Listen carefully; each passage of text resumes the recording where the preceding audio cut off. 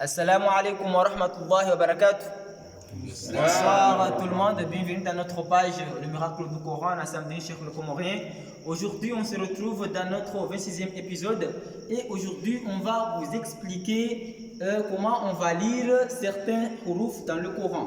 Voilà, ici, on a premièrement les hurufs al-isti'la, deuxièmement les hurufs al-istifal. Premièrement, on va tout d'abord vous expliquer quels sont les hurufs ou comment on va lire ou quels sont les hurufs al-isti'la. Les hurufs al-isti'la sont 7. Il y a kha, ghayn, swad, dal, ta, ba, qaf. Voilà. Et quelle est la définition des hurufs al-isti'la? La définition des hurufs al-isti'la, ce sont des hurufs quand si on les a trouvés dans un verset, on va les lire par force. C'est-à-dire on va utiliser la force. Dans la langue arabe, elle s'appelle mufakhama, c'est-à-dire on va utiliser le tafkhim. Et ici, quand on a trouvé ces hurufs dans le Coran, on va utiliser mufakhama fi kulli al-ahwal, c'est-à-dire qu'il soit fatha ou kasra ou dhamma, on va utiliser at-tafkhim. Qu'est-ce que at-tafkhim?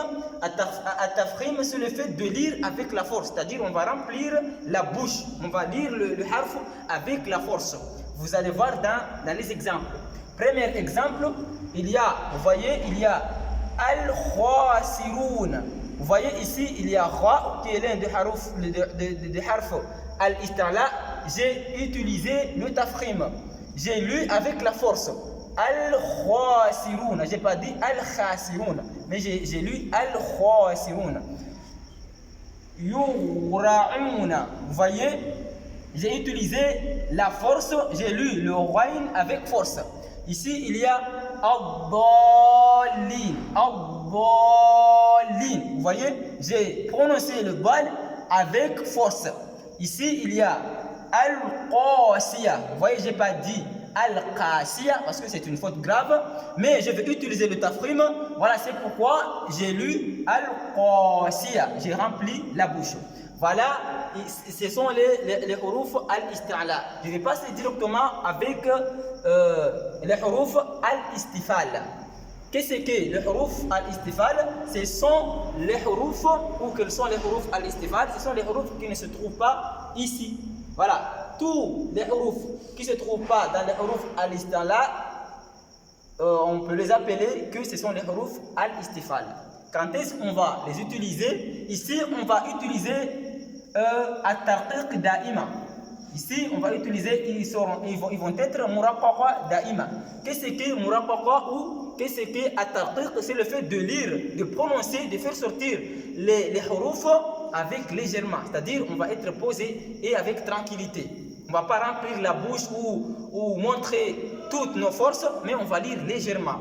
Mais ici, il y a une exception. C'est-à-dire, il y a une exception parce qu'il y a des hurufs al-istifal qu'on va utiliser parfois mufakhama, parfois on va utiliser muraqqaqa. Ici, il y a al-alf, wal-lam, wal-ra. Ces trois hurufs, on va utiliser parfois le tafkhim, parfois on va utiliser le tarqiq. Mais quand est-ce qu'on va utiliser le tafkhim? On est dans le alf. Quand est-ce qu'on va utiliser le tafkhim dans le alf? On va utiliser le tafkhim dans le alf si le alf est précédé d'un huruf parmi les hurufs al-isti'la. Voilà, si le alf est précédé d'un harf al-isti'la, on va utiliser at-tafkhim. Vous allez voir l'exemple. Ici, il y a qala. Qala. Vous voyez, je n'ai pas dit qala. Pourquoi? Parce que le alf est précédé d'un harf al-isti'la qui est le qaf. C'est pourquoi j'ai lu qala.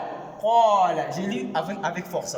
Ici, il y a quand est-ce, parce que j'avais dit qu'ici il y a une exception, on va lire par mufakhama et par muraqqaqa. Quand est-ce qu'on va utiliser le muraqqaqa dans le alf? Si le alf est précédé d'un harf al-istifal, on va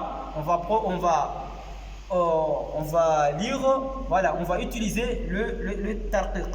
Vous voyez ici, jaa, j'ai pas dit jaa, mais j'ai lu jaa, j'ai lu avec légèrement. Voilà, ici on est dans le lam. Quand est-ce qu'on va utiliser le tafrim dans le lam? On va utiliser le tafrim dans le lam si le lam se trouve, mais ici il y a une obligation. C'est-à-dire ici, on va utiliser le tafrim dans le lam si seulement si le lam se trouve dans le nom d'Allah. C'est ici qu'on va utiliser le tafrim dans le lam. Il n'y a pas d'autre manière de l'utiliser. Si seulement ici. Voilà. Et ici encore, il y a deuxième règle. On va utiliser le tafrim dans le lam si il se trouve dans le nom d'Allah. Et encore, deuxième, voilà, si le harf qui précède le lam est fatha. On va utiliser le tafrim. Voilà. Ici, il y a wallah. Wallah, vous voyez, on a utilisé le tafrim. Pourquoi? Parce que le lam se trouve dans le nom d'Allah et encore, il est précédé par un harf qui est fatha. C'est pourquoi on a utilisé le tafrim. Quand est-ce qu'on va utiliser le tarqiq dans le lam? On va utiliser le tarqiq dans le lam si le lam est suivi, si le lam est précédé d'un harf qui est kasra. Vous voyez? Bismillah. Bismillah ou lillah. On va lire légèrement avec tranquillité, on ne va pas remplir la bouche, mais on va lire avec, voilà, on va lire tranquillement. On va utiliser le muraqqaqa. Voilà, c'est le lam. Dernièrement, il y a le ra. Ici, c'est une leçon très longue. On va laisser pour venir vous expliquer dans les prochaines vidéos, Inch'Allah. Voilà, c'est la généralité de notre leçon d'aujourd'hui. Veuillez vous abonner, Inch'Allah, pour que vous puissiez recevoir les prochaines vidéos, Inch'Allah. Wassalamu alaikum.